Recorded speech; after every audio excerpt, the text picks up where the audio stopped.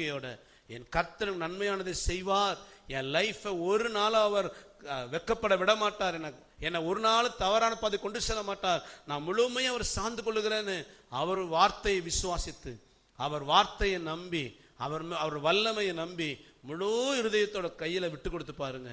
எரேமியா 17:7 சொல்கிறது, கர்த்தரித்த நம்பிக்கையாய் கொண்டிருக்கிற மனுஷன் பாக்கியவான். யார் பாக்கியவானா? யார் பாக்கியவானா? வாசிங்களா எரேமியா 17:7. மேல் நம்பிக்கை வைத்து, கர்த்தர் மேல் நம்பிக்கை வைத்து, கர்த்தரை தன் நம்பிக்கையாய் கொண்டிருக்கிற மனுஷன், கர்த்தரை தன் நம்பிக்கையாய் கொண்டிருக்கிற மனுஷன் பாக்கியவான். யார் மேல் நம்பிக்கை? யார் மேல் நம்பிக்கை? நமக்கு ஃபேவரா இருக்கிற மனுஷன் மேல வைக்க கூடாது. நல்லா புரிஞ்சுக்கோங்க.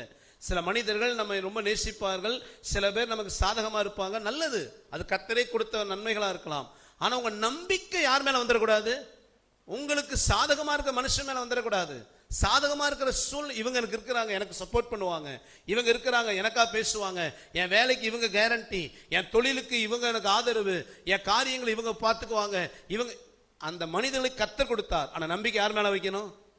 யார் மேல? எனக்கு என்ன, எனக்கு என் சாமர்த்தியம் இருக்குது, நான் நினைச்சேன்னா எதையும் சரிபடுத்திடுவேன், நான் நினைச்சேன்னா எல்லாத்தையும் மேற்கொண்டுருவேன், நான் எல்லாத்தையும் செஞ்சு முடிச்சு, நான் சுய பலன், அது மேல நம்பிக்கை வச்சோன்னா தோத்து போயிடுவோம். அது முந்தின வசனம் சொல்லுகிறது, மாம்சமான தன் புயபலமாய் கொண்டிருக்கிற மனுஷன் சபிக்கப்பட்டவன், அவன் கரளையாய் போன செடிக்கு ஒப்பாய் போயிடுவானா. அவன் நம்பிக்கையை உங்க மேல வச்சிடாதீங்க, முழு இருதயத்தோட கர்த்தர் மேல வைத்து நீங்க நடத்துங்கப்பா, நீங்க எனக்கு ஆலோசனை கொடு, நீ என்ன செஞ்சாலும் அது நன்மையா தான் இருக்கும் ஆண்டவரே, நீங்க நடத்துங்கன்னு முழுசா அவர் சார்ந்துக்கங்க. என் ஆண்டவர் ஒரு நாளும் நம்ம வெட்கப்பட விட மாட்டார். அல்லேலூயா. ஆக தேவன் நம்ம கொடுக்கிற ஒரு பெரிய ஒரு வாக்குத்தத்தம், நான் உன்னை வழி நடத்துவேன். எத்தனை பேர் கர்த்தர் வழி நடத்தணும்னு விரும்புறீங்க? லைஃப் அவர் கையில கொடுத்தா. முதல்ல வாசிங்க யோவேல் 2:23-24. உங்கள் தேவனாகிய கர்த்தருக்குள் மகிழ்ந்து கலிகூருங்கள், உங்கள் தேவனாகிய கர்த்தருக்குள் மகிழ்ந்து கலிகூருங்கள், அவர் தக்கபடி உங்களுக்கு முன்மாரியை கொடுத்து, உங்களுக்கு முன்மாரியையும் பின்மாரியையும் ஏற்கனவே வர்ஷிக்க பண்ணுவார். கலங்கள் தானியத்தினால் நிரம்பும், ஆலைகளில் திராட்சரசமும் திராட்சை ரசமும் எண்ணெயும் வழிந்தோடும். அல்லேலூயா, அல்லேலூயா. ஆண்டவர் ஒரு மனுஷனை நடத்தினா முதல்ல எப்படி நடத்துறாராம்? பொருளாதாரத்துல திருப்தியாய் நடத்துகிற தெய்வம். அல்லேலூயா, அல்லேலூயா. நான் சொல்ற வார்த்தையை புரிஞ்சுக்கங்க. உங்களை பொருளாதாரத்தை எப்படி நடத்துவாராம்?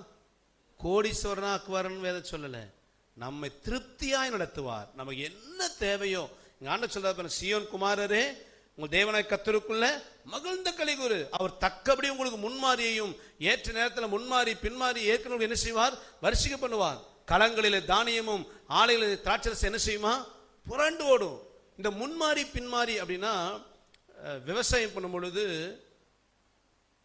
முன்மாறி, அதாவது விதை போடுறதுக்கு முன்னாடி என்ன செய்வாங்க? ஒரு மழை என்ன செய்யும்? அடிக்கும். அதுக்கப்புறம் என்ன செய்வாங்க?